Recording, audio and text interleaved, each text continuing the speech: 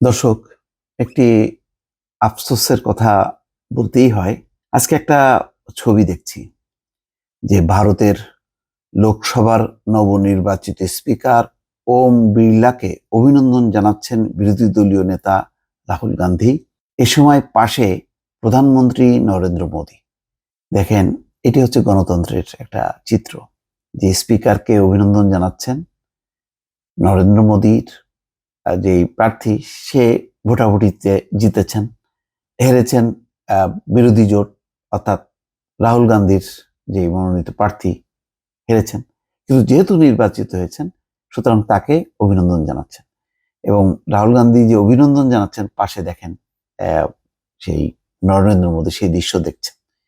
এটাই হচ্ছে গণতন্ত্র। ভালো লাগলো, কিন্তু একই সঙ্গে আফসোস লাগলো।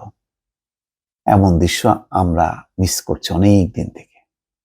14, 18, 24 ভারতের নির্বাচন নিয়ে বিজেপির সাম্প্রদায়িক নীতি নিয়ে অনেক সমালোচনা হতে পারে, তারপরেও তো গণতন্ত্র আছে। গণতন্ত্র মানে নির্বাচনটা ঠিক মতো হচ্ছে, বিরোধীরা অংশ নিচ্ছে এবং সেখানে ভোটের মাধ্যমে সরকার নির্বাচিত হচ্ছে। এখন বিজেপিকে পছন্দ করেন আর না করেন, মানুষ ভোট দিচ্ছে। সেই ভোটে বিজেপির অবস্থান ক্ষুণ্ণ হয়েছে, এটা সত্য। তারা এখন শরিকদের উপর নির্ভরশীল হয়েছে, তাতে কি আছে? এটি তো গণতন্ত্র। কখনো এককভাবে, কখনো জোটগতভাবে ক্ষমতায় থাকতে হয়।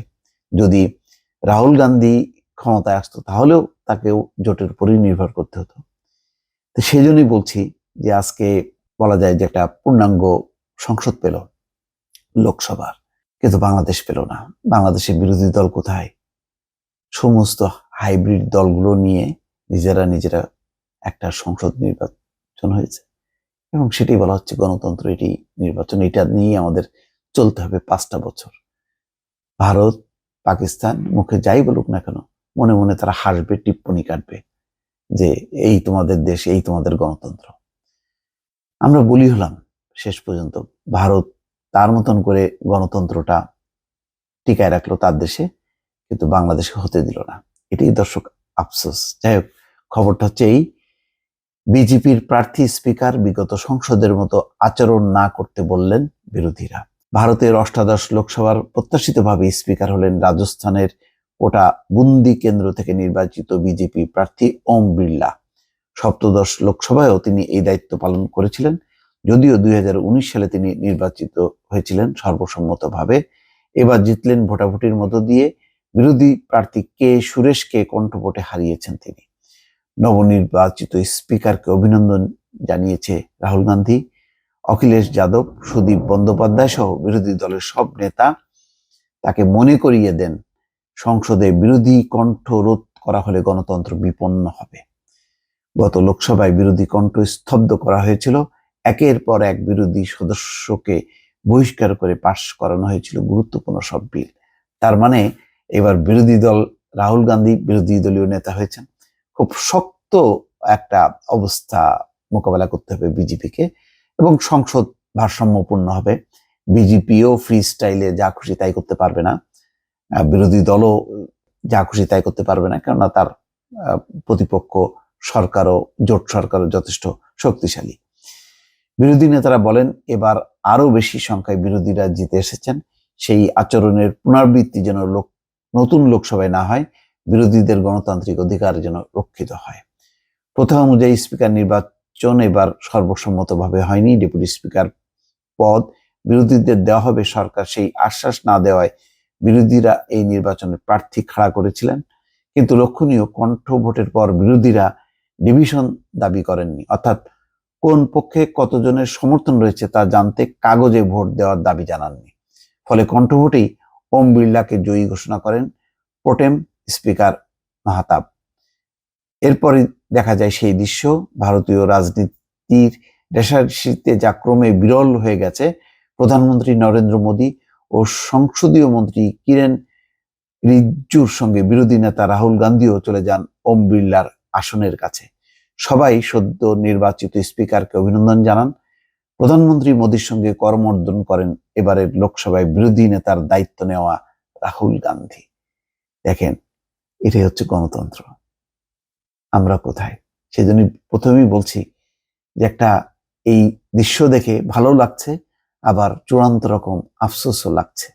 আমরা এক পক্ষ আর এক পক্ষকে নিশ্চিহ্ন করার রাজনীতি গত 15 বছর বা 20 বছর ধরে করে যাচ্ছি, সেটা হয়তো এখন চূড়ান্ত রূপ আকার ধারণ করেছে। কিন্তু এটা যে গণতন্ত্র ক্ষয় না, একটা দেশ একটা জাতি ধ্বংস হওয়া, এটা কোনো পক্ষই বুঝতে পারছে না। তারপর প্রথম অনুযায়ী 3 জনে বিড়লাকে পৌঁছে দেন স্পিকারের আসনে। এই রাজনৈতিক শিষ্টাচার গতকাল মঙ্গলবার কিন্তু লোকসভায় দেখা যায়নি। শপথ গ্রহণের পর সংসদীয় রীতি অনুযায়ী প্রধানমন্ত্রী মোদী বিরোধী বেঞ্চে গিয়ে তাদের অভিনন্দন জানাননি। আচ্ছা, এটা একটা যে মোদী বিরোধী বেঞ্চে গিয়ে তাদের অভিনন্দন জানাননি, কিন্তু আবার ঠিকই স্পিকার নির্বাচিত হওয়ার পরে অভিনন্দন জানিয়েছেন রাহুল গান্ধী। গতকাল রাতেই কংগ্রেস ঘোষণা করেছিল রাহুল গান্ধী হবেন বিরোধী নেতা। সেই দায়িত্ব রাহুলের পোশাকেও পরিবর্তন ঘটায়।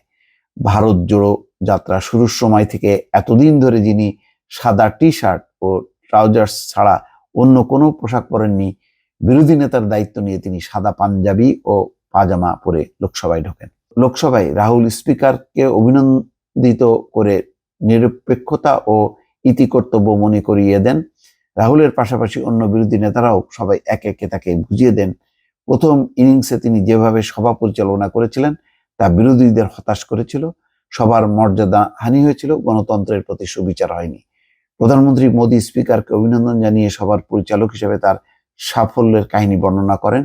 কিভাবে কোভিডকালে তিনি সভা চালু রেখেছিলেন, অন্য সময়ের তুলনায় কিভাবে গত 5 বছরে সবচেয়ে বেশি বিল পাশ করিয়েছেন, সেসব কথা প্রধানমন্ত্রী তাকে স্মরণ করিয়ে দেন।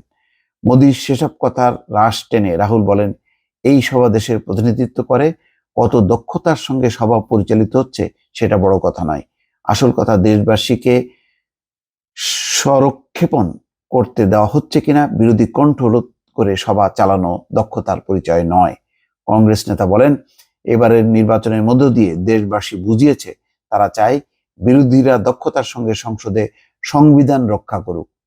এই সভায় যাতে জনগণের ইচ্ছা প্রতিফলন হয়, আমরা সেটা যেন করতে পারি, সেজন্য আপনার সহযোগিতায় আমরা প্রস্তুত। শুধু চাই আমাদের বলতে দেওয়ার মধ্য দিয়ে আপনি সংবিধান রক্ষা করুন। রাহুলের বেঁধে দেওয়া একই সুরে একে একে কথা বলেন সমাজবাদী পার্টির অখিলেশ যাদব, তৃণমূল কংগ্রেসের সুদীপ বন্দ্যোপাধ্যায়, ডিএমকের টি.আর. বালু, এনসিপির সুপ্রিয়া সুলে, শিবসেনার নেতারা। অখিলেশ স্পিকারকে মনে করিয়ে দেন নিরপেক্ষতা এই পদের সবচেয়ে বড় গৌরব। নিরপেক্ষ থেকে নিজের দক্ষতায় সরকার চালানো স্পিকারের কাজ। তিনি যেন অন্য কারো অর্থাৎ প্রধানমন্ত্রীর ইশারায় পরিচালিত না হন, বিরোধীরা যেন বৈষম্যের শিকার না হন। সুদীপ বন্দ্যোপাধ্যায় বলেন, ধর্ম নিরপেক্ষতা ও সাম্প্রদায়িক সম্প্রীতি এদেশের গণতন্ত্রের ভিত, দেশের একতা এর উপরেই নির্ভরশীল, তা যেন রক্ষিত হয়, সেটা নিশ্চিত করা স্পিকারের দায়িত্ব। তিনি বলেন, প্রধানমন্ত্রী সভার কর্মক্ষমতার বড়াই করেছেন, অথচ তা করতে গিয়ে একদিনে 150 সদস্যকে বহিষ্কার করা হয়েছিল। বিনা আলোচনায় পাশ করানো হয়েছিল একের পর এক গুরুত্বপূর্ণ বিল। এটা কাম্য হতে পারে না। যাই হোক, এই হচ্ছে পরিস্থিতি। দেখা যাক লোকসভার বাকি সময়গুলো কিভাবে স্পিকার পরিচালনা করেন, বিরোধীরা কিভাবে ভারতের যে সংবিধানের মূল ধারা ধর্মনিরপেক্ষতা, অসাম্প্রদায়িক নীতি, সেটি কিভাবে রক্ষা করে এগোতে পারেন, সেটি এখন দেখার বিষয়। দর্শক ভালো থাকবেন, আল্লাহ হাফেজ।